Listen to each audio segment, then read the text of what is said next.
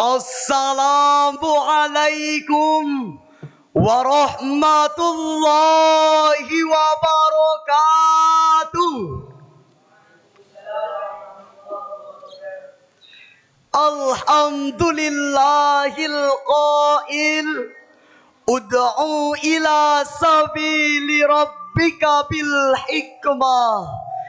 Assalatu wassalamu ala rasulillah wa ala alihi wa sahbihi ila yaumil qiyamah. Amma ba'd. Dewan Hakim yang arif nan bijaksana, hadirin sebangsa dan setanah air yang berbahagia. Menurut laporan WR Sosial, jumlah pengguna internet di Indonesia telah mencapai 213 juta orang. Jumlah tersebut setara dengan 77% dari total populasi Indonesia yang sebanyak 276,4 juta orang pada tahun 2023. Dari jumlah statistik tersebut, dunia internet atau dunia maya telah menjadi bagian yang tak terpisahkan dari kehidupan orang Indonesia. Dengan demikian, hadirin, melihat kecenderungan masyarakat tersebut, maka sekiranya para pemuka agama dalam hal ini, para dai dan mubalik dalam berdakwah juga harus terus berbenah diri agar apa yang disampaikan bisa tepat sasaran dan memiliki jangkauan yang luas. Dakwah tidak lagi cukup jikalau hanya dilaksanakan pada pertemuan langsung saja, tetapi dakwah juga harus masuk ke dalam dunia maya, utamanya media sosial, tempat di mana masyarakat saling bersosialisasi, saling berkomunikasi, dan bertukar informasi tentang apapun kepada siapapun. Melihat fenomena tersebut, dalam kesempatan yang berbahagia ini, kami akan menyampaikan sebuah syarahan yang berjudul Dakwah di Era Digital dengan landasan Al-Quran, Surah Ali Imran ayat 104. A'udzu billahi minasy syaithanir rajim.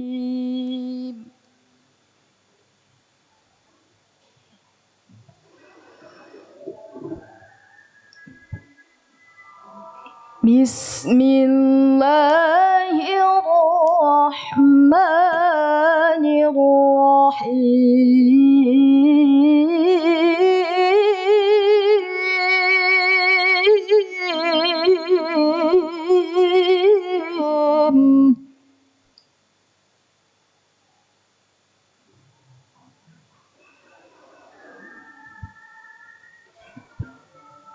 Waltakum minkum ummatun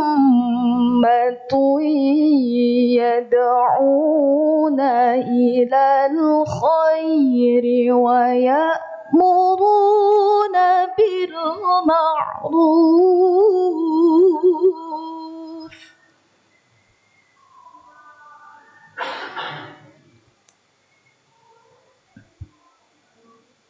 ويأمرون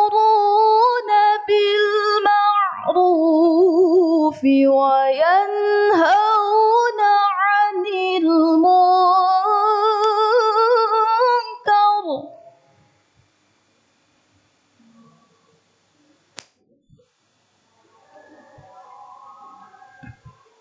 وأولئك هم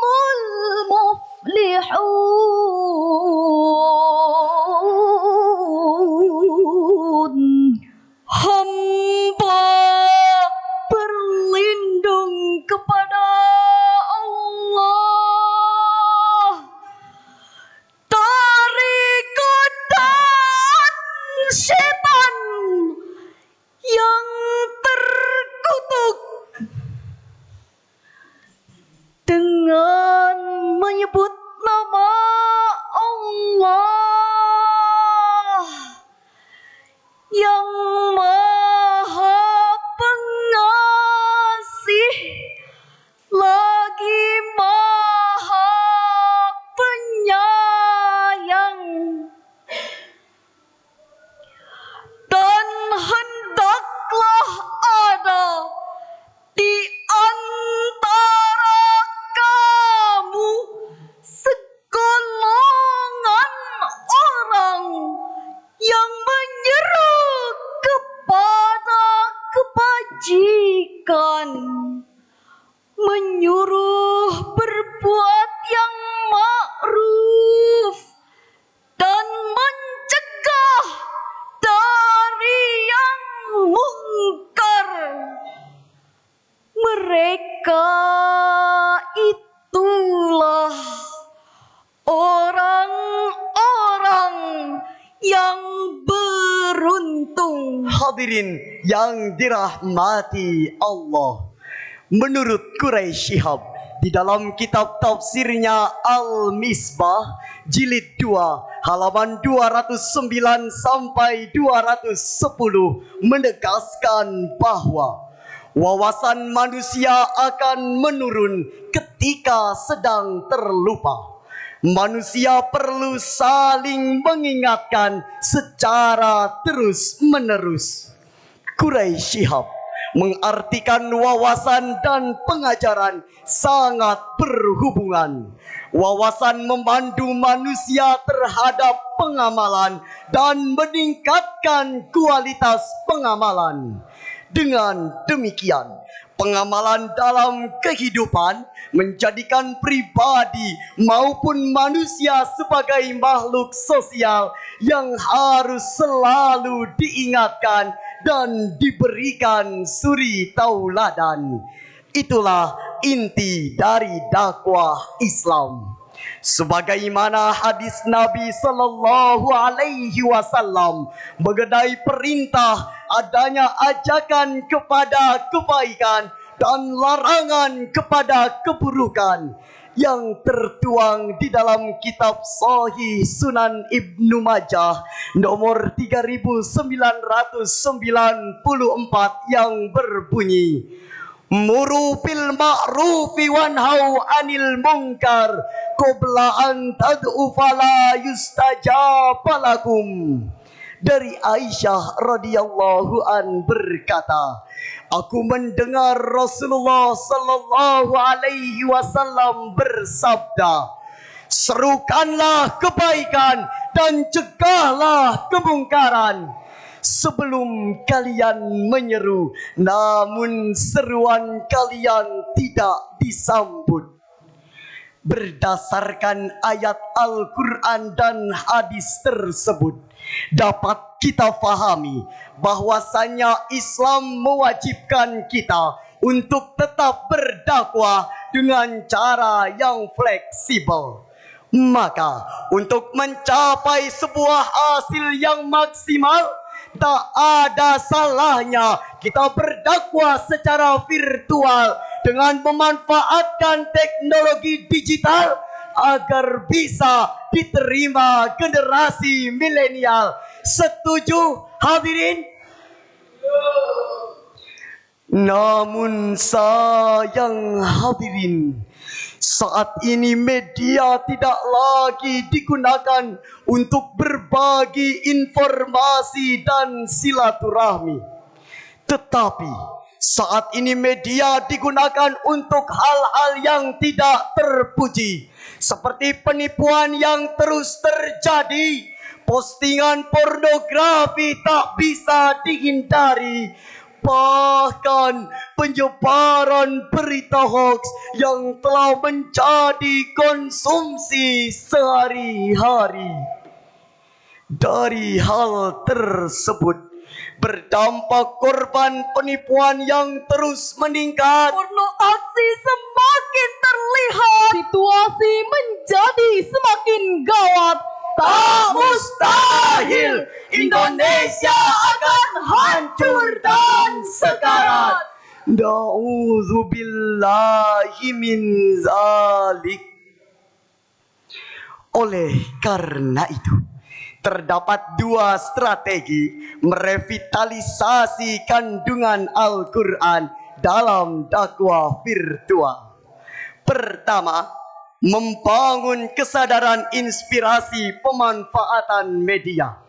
Dalam merevitalisasi kandungan Al-Quran di era digital ini, kita harus membangun kesadaran inspirasi pemanfaatan media terlebih dahulu. Karena para dai dan mubalik saat ini bisa menjadikan media sebagai sarana berdakwah. Lalu strategi yang kedua, yakni dengan menggunakan metode hikmah, mau'izatil hasanah, dan mujadalah bil ahsan dalam berdakwah. Sebab dengan menggunakan ketiga metode tersebut akan sangat bagus digunakan di era digital saat ini. Sebagaimana Allah Subhanahu wa Ta'ala berfirman di dalam Al-Quran surah An-Nahl ayat 125. Ud'u ila sabili rabbika bil hikmati wal mau'izatil hasanati wajadilhum billati hiya ahsan.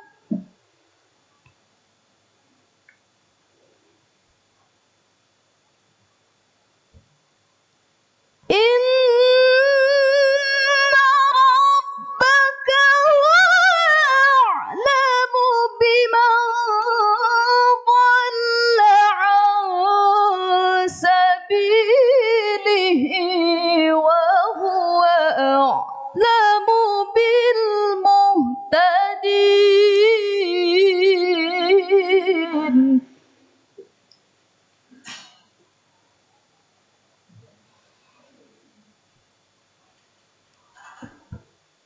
Inna rabbaka huwa a'lamu biman dhalla an sabilihi wa huwa a'lamu bil muhtadin.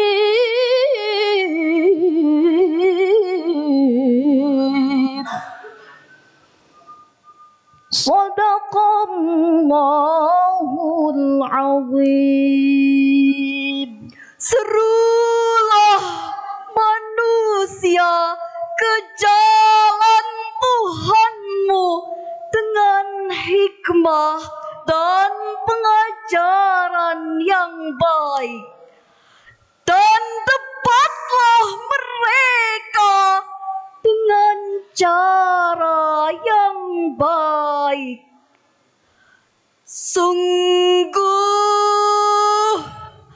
Tuhanmu dialah yang paling mengetahui siapa yang tersesat dari jalannya, dan dialah yang paling mengetahui siapa yang mendapat petunjuk. Maha benar Allah nan maha agung. Hadirin yang berbahagia, Imam Ibnu Katsir di dalam tafsir Al-Quranul Azim menegaskan bahwa falyakun bil wajhil hasan birrifqi walayyin wa husni khitab, maka hendaklah berdakwah dengan cara yang baik, yakni dengan lemah lembut, tutur kata yang baik, dan dengan cara yang baik. Mengacu pada ayat tersebut, hendaknya para dai dan mubalik menggunakan metode hikmah, mujadalah bil ahsan, serta dengan demikian para dai dan mubalik akan tetap tersampaikan dakwahnya walau tidak melihat secara langsung atau bertatap muka dengan pendakwah. Dengan demikian hadirin, dapat kami simpulkan bahwa tak ada salahnya berdakwah secara virtual dengan memanfaatkan media dengan menyesuaikan era digital dan gunakan strategi merevitalisasi kandungan Al-Quran serta menggunakan metode hikmah, mau'izatil hasanah dan mujadalah bil ahsan dalam berdakwah. Sekian dan demikian yang dapat kami sampaikan. Kami akhiri dengan sebuah pantun. Jember indah dan menawan, warganya ramah dan bersahaja. Dengan bermusabaqah syarhil Quran, kita sukseskan porsi jawara. Wassalamualaikum warahmatullahi wabarakatuh.